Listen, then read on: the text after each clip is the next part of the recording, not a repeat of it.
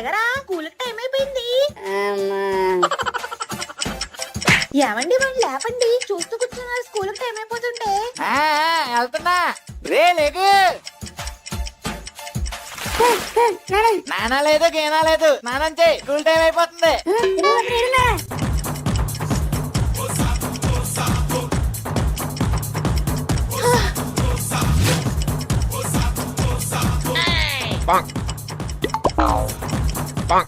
Bye నానా. మళ్ళీ ఏంట్రా? ఓరి ఎదవా, ఏంటండి మళ్ళీ వచ్చారు? ఐడి కార్డ్ మర్చిపోయాడంటాడు. వామ్మో.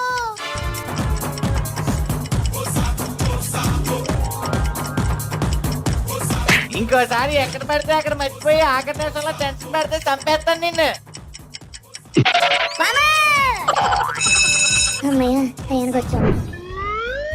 ఏమండి మా అమ్మ తమ్ముడు వస్తున్నారు.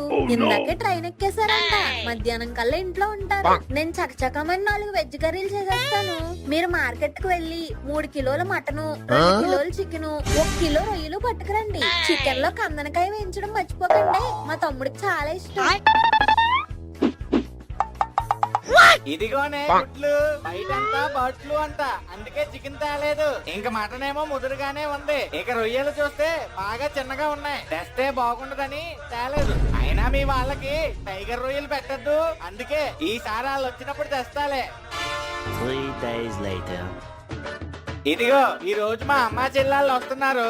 ఈ బోటీతో బోటీ గోంగూర ఉండే, ఈ మటన్ తోనేమో దమ్ బిర్యానీ, ఈ చికెన్ తోనేమో 65, ఇక ఈ చేపలనేమో ఫ్రై చేసేయి. మా వాళ్ళు వచ్చినప్పుడేమో బర్డ్ ఫ్లూ అని చెప్పి గుడ్లు తెస్తారా?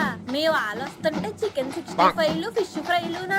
ఉండండి, ఇప్పుడు మిమ్మల్ని ఫ్రై చేస్తారు.